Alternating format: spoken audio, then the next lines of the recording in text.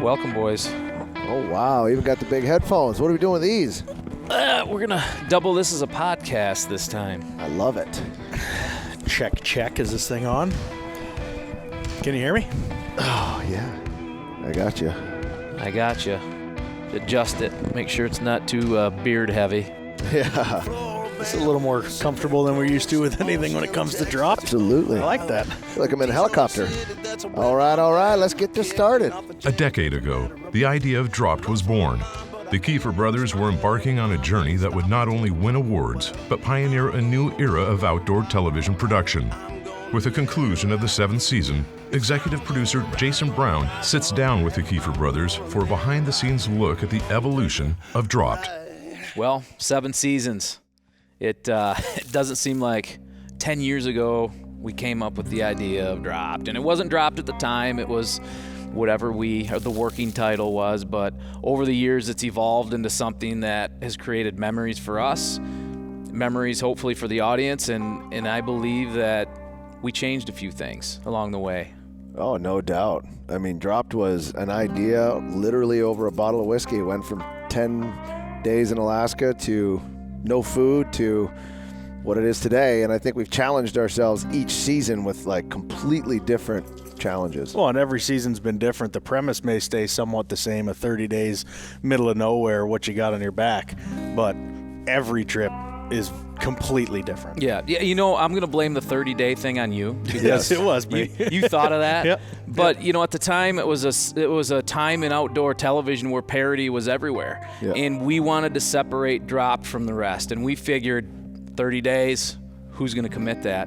Yep. To this day, there Yeah. hasn't been a series based around that. No, and I also think, 30 days is one thing in the wild, but I think it's telling the whole story, everything that happens.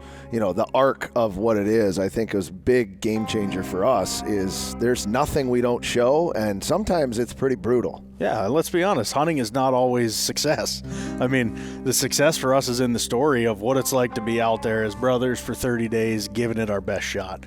And that always doesn't work out. I mean, we've gone entire seasons where we haven't taken an animal. But that's the reality of the story, and I'm not scared to show that because I don't want people thinking that it happens every single time you go in the field, because the reality of that is it doesn't. You're way more unsuccessful than you are successful. Yeah. Yeah, and that leads me to the hunts, right? I mean, there's been some big moments over the course of the 7 years in 7 seasons of Dropped. And what are some of your most memorable out of the 7? Oh, man. So for me, it's easy. It starts with that very first animal, that very first harvest, because up until that point in time, it was just an idea that we had. We knew we could be successful at it, but you still have that little moment of doubt in the back of your head. We pre-sold the show. We had a lot of partners that were lined up ready to rock and roll. And Maniac was special for me because it was my son's first birthday, my first son. I cried like a baby on the mountain. I can cry sit here thinking about it, but that was the most special moment for me. Oh, I have to agree that it has to go back. We've had some amazing ones. We've had bear charges, all that great stuff. But I think the moose, in season 1, we had gone a long time without food at that point in Prayer Point. I mean, that was the first moose I ever saw in the wild. And it is giant, 65-inch, beautiful moose. So that was an amazing moment for me, the moose, because we needed it at that point. But I got to agree with Casey. Maniac was the one that solidified it. And that was one of the first times I've ever been brought to tears on a mountain.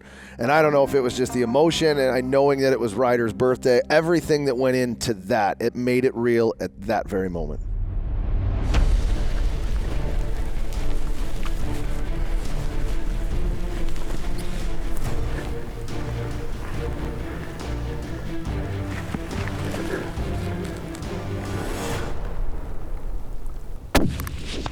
Nice. Yes. Drilled him, baby. Smoked him. Drilled him.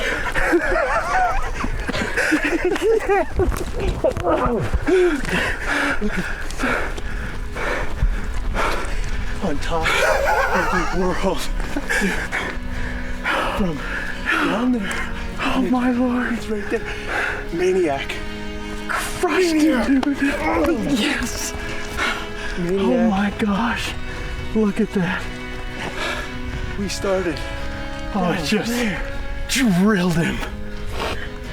Dude, That was awesome. Oh, that's one for the ages, right for the books. Right? That is how you hunt mountain caribou in Alaska. Not to mention, today is my son's first birthday. Pretty sweet. That's awesome.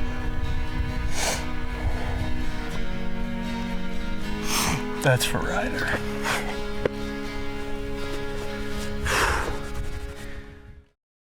I think probably some of the most hotly contested debates is where is camp? Yes. Absolutely. Right? Yep. Camp's been pretty much everywhere. Sleeping is a huge part of living when you're out there. You need your sleep after you put in the long day. So what is some of the most memorable sleeping arrangements we've had? Oh, man, I got to tell you, first of all, sleep is a luxury. You don't really sleep. Yep. You rest. You know, one eye open at all times. I think having done this for as long as we have, 7 seasons, and then also being guides prior to this, Casey and I have really come up with unique ways to sleep anywhere and everywhere we can, and catching cat naps across the day, whether we're walking across the Yukon or we're sleeping and making our own shelters. I mean, the tents are nice, but at the same time, they're pretty dangerous in some places too. Well, yeah, because a tent, you're inside. You can't see what's going on. I mean, we always come back to something we call the first night bear. Oh, yeah. Which is anytime we change camp, that first night that you settle down to try to go to sleep, you hear these noises, and you're not familiar with the sounds. You get the rushing water or the rocks or sticks in the river or whatever it might be. So there's always a first night bear. That's just about a guarantee. And 9 times out of 10, it's not a bear, but then there's the time where it actually is a bear. Oh, yeah. Hey, Case. What? Do you hear that? What? It's a bear. It's over here. Right outside the tent. Hey. It's right here. You hear it? Where's it at? It's right. Hey. Close. Yes. Hey. Hey, Bear. Bear. Hey. You got your gun? I gotta find my gun. I can't find anything there. Right here. Listen. Hey, Bear. Hey, Bear. Oh no, he's on this side right there. He's coming around your side. He's right here. Hey. Hey, Bear. Hey, Bear. He's right there.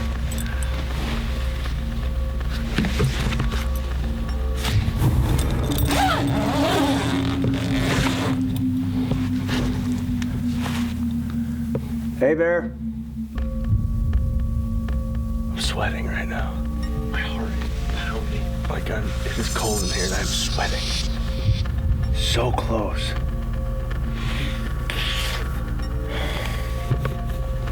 Oh, that is not how I wanted to wake up.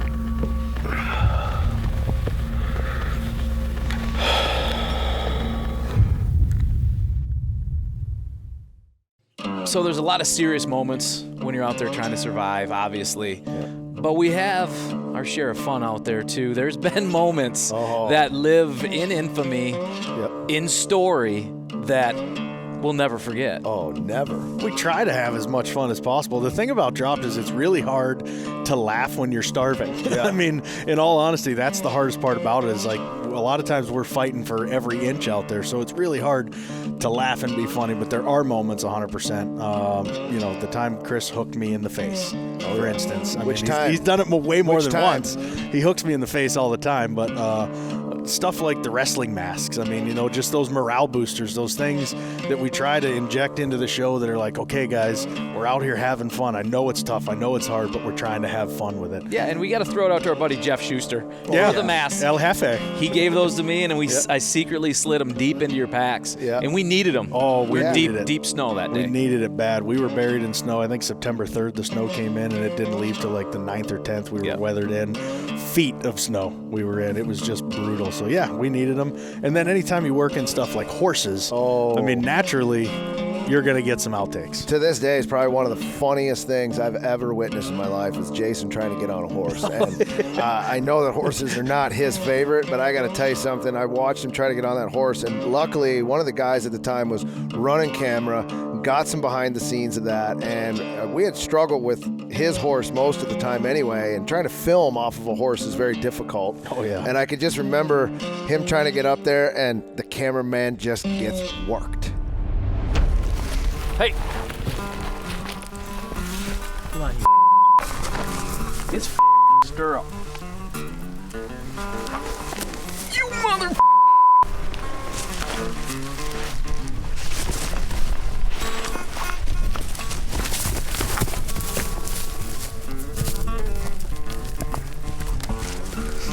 Okay.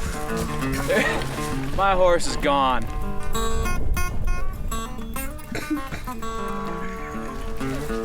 Yeah. That just tops. So, oh, there he's wild back there. Where is he now? Yeah, he went with the rest of the horses. See, that's why cameraman gets worked. Oh, I gotta go find my horse.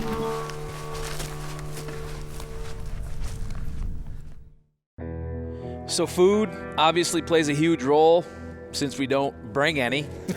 So You could say that. Yeah, you could say that. yeah, so I mean, talk about some of the crazy things that out there you guys have eaten. Oh man, we've tried it all. Yukon caviar comes to mind, you know, the eggs right out of the belly of a fish, and the stuff that we've tried to eat of vegetables, dandelions and edibles, and that gets a little bit dangerous, but there's just that one. There's the one that will always stand out in my mind. Yep. The goat. Done. God, it looks so good. Here. I'll let you do the honors. Really? It's your goat. Okay. And A little tough. a little chewy. Taste-wise? Taste-wise, I've had better. Every now and then I'm getting a hint of goat. No like it. Bad. Oh my lord. Tastes like iron. Just gotta go for it. We're gonna split up. Well, I saw those rabbits up top. Take that fly rod. Let's see if you can get some. Wow, it's not good. See if we can. Oh, a little goaty. I'll go fishing. Okay. That piece was goaty. That's an aftertaste like I've never had before. Okay. Wow. Oh. There you go. Keep it in. I'm gonna get my fishing gear ready. See? Oh.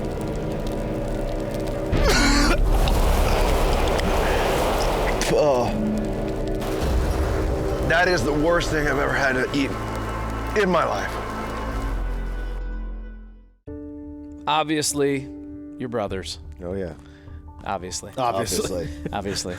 I've bared witness to several scraps over the years, Yep. being business partners and also friends. But when you're locked 30 days and remotely, and Yes. big decisions really need to be made every single day, you guys don't always see eye to eye. No, we don't. And that's something that I think that's actually a strength that we have, is the fact that we don't see eye to eye when we're out there, because we both have two totally unique hunting styles. We both think totally different about how we approach the hunt or the trip or moving camp or whatever it might be. But that's a good thing. That's not always a bad thing, because if everybody's on the same page, who's going to see the left hook coming? You know what I mean? I think that's kind of how we look at it. I will say this, if anybody runs hot, it's him. Oh, yeah. So the guy runs real hot. Yes, I am running very hot. I've been known to run hot before. I think I probably, I don't know who starts our arguments. You do. Okay, so I start our arguments, and I usually finish them, and what I mean by that is I walk away in a very angry, like mad. I'm just pissed off. Upset. Upset about everything. And what makes me even more mad is that Casey is so calm in certain situations. He doesn't engage with my arguments. No. And that makes me even more mad that he doesn't engage. Like, I'm getting mad now thinking about him not engaging in my arguments. That's how you settle it in the bush, I guess. Just let him calm down. Walk away. Yeah. And the streets. And the streets. Walk away. Walk away. I can't walk away. I don't know what to do. We're in a situation right now, and I'm not happy about it.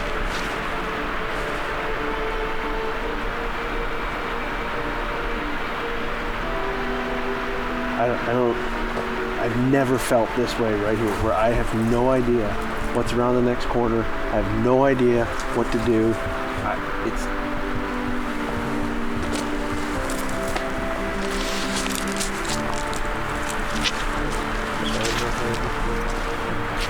I mean, it's not like there's not moose here. There's moose all over this place. It's just trying to find a campsite where you can hear and see and listen and actually make something happen. Instead of next to a class 5 rapid where you can't hear.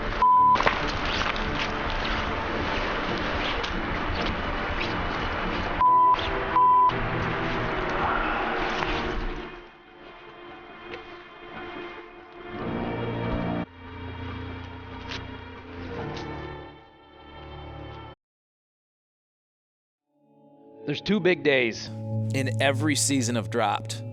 Obviously, the day we get dropped, the day you guys get dropped, is huge.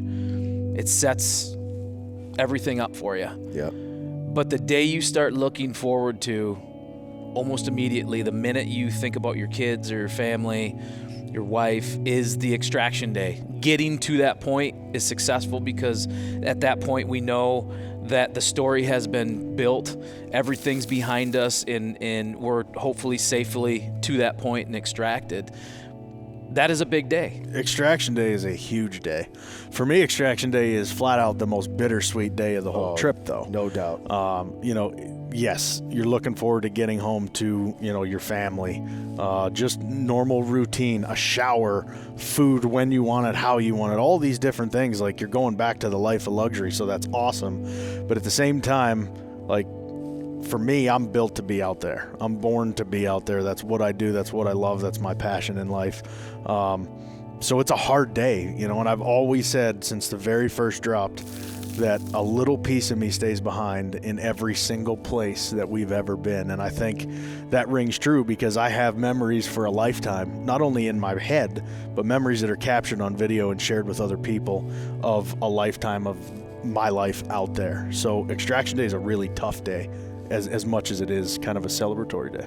I don't know. It's extremely bittersweet for me. I mean, one of the things that's weird is you come off of that month of just living out there, waiting in the mud, and you hit cement, and it's weird. And the smells that you get, I know you're the same way. I mean, those things all come back to you, and it's just incredible. But I know we've had some amazing extractions throughout all of the seasons, and something about hearing that plane. It's the excitement of what's about to happen, but it is the sadness of leaving what we just did. But there's also a sense of accomplishment on that day, because whatever the challenge was for that season or for that trip, that means we did it. And whether or not we killed an animal, that's not what Dropped is about. So that wasn't necessarily the goal, but we made it 30 days in that challenge. And for me, that's all that matters, is we had an adventure together as brothers, and we proved that we could do it. And so we move on to the next one. And I think Extraction Day is probably the hardest day of the year, let alone that month.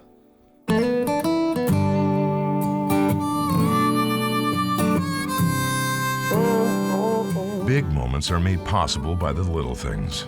The little things are the stepping stones that define life's journey. Like the sunrise melting last night's skiff of snow, clearing the way for just one more day on the hunt. Like the fire-roasted fish fillet that provided just enough energy to charge toward extraction.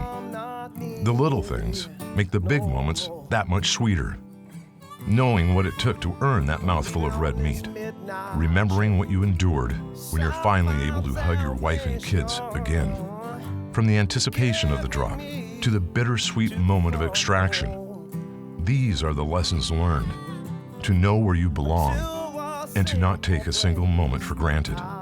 This has been, and always will be, the true meaning of Dropped. Much, just this old guitar.